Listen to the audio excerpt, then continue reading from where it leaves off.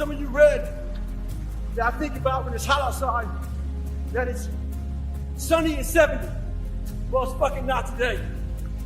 It's the reality of about 90 degrees and 100% humidity. But who gives a shit? That being said, September 3rd, I had to have my book turned in. And what I realized, I'm reading this book a lot, but I realized I wasn't born this motherfucker. I made him. At the bottom of insecurities, fear, self-doubt, lies, was me buried in the fucking fetal position. How I got out of that was recognizing it, being honest with it, being truthful with it, and then fixing it. We like to live on social media with lies about ourselves, how great we are.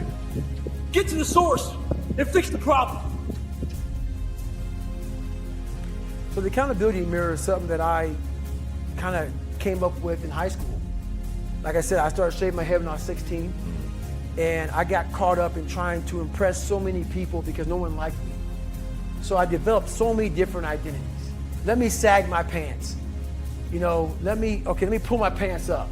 Let me talk this way or act this way or be this way or whatever the hell it may be. God, dog, so many different things I did to try to fit in with so many different groups that when you look in the mirror, that's the one person you can't lie to. So every morning I would shave my head thinking, God, I would reflect back on some of the lies I may have told somebody or some of the ways I acted I didn't feel comfortable doing.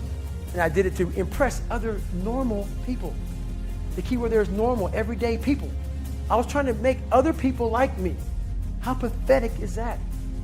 So this mirror would always tell me, my reflection would say, God, you are a pathetic man.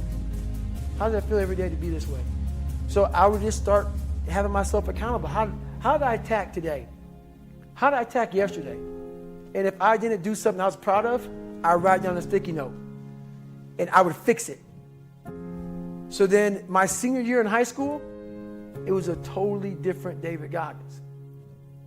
I wanted to sit the cool guy lunch table, man. I wanted to, even though everybody was calling me nigga all the time, I wanted to try to act like somebody I wasn't so I could fit in. And I sold my soul to the devil, trying to act like, I'm David fucking Goggins. That's who I am. And so I wrote down on a piece of paper, fuck the table, sit by your fucking self. And that's what I did. And guess what happened? My table became a table people started sitting at. Because a whole bunch of people in that lunchroom felt exactly like I did. I had a laundry list of things that I write down in this fix. So I write it down and fix it. One movie I watched all the time was Rocky. Rocky 1.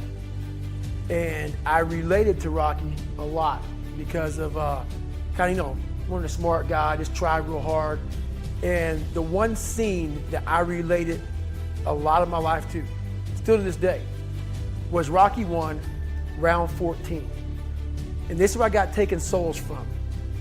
If you look at round 14 of Rocky 1, Apollo is beating the shit out of Rocky. Rocky falls down in this corner. Mickey's saying, stay down, stay down. Rocky didn't hear a fucking soul. Apollo, after he knocked him down, turns around, hands in the air, like I finally knocked down this animal. Right. Apollo doesn't know it, but Rocky's getting up. Apollo turns around the second Rocky gets up. And Apollo looks at Rocky, and Apollo looks at him with a look of like Rocky just took his soul. Apollo shakes his head, and Rocky has his gloves and emotions towards Apollo. Come on, motherfucker, I'm still here. And this song comes on that I played. So when I brought the Guinness Book of World Records, it took me 17 hours to do 4,030 pull-ups. I listened to one song for 17 hours. 2 minutes and 17 seconds. I listened to that song for 17 hours. Wow. Nonstop, on repeat. So the image in my mind of a man was not one that had earrings, sagged his pants. I had this image in my head, and I was going to fulfill that. And I didn't do any trends. I stopped trending. I stopped being this guy who whatever was new, fuck it, that's not what I believe in. I'm doing this. This is what I want to be, and this is what I'm going to be.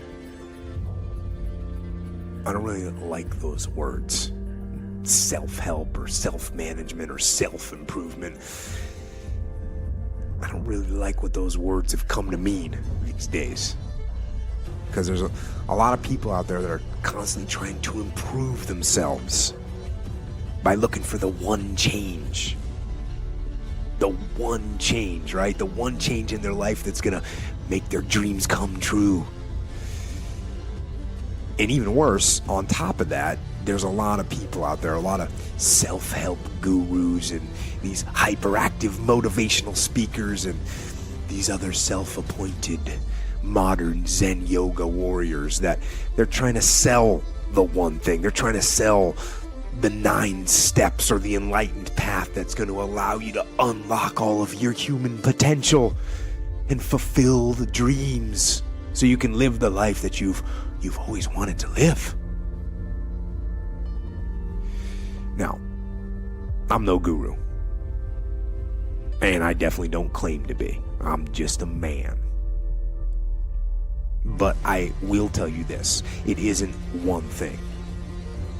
And it isn't 10 things. And it isn't 100 things. It isn't a quick path. And there are no shortcuts.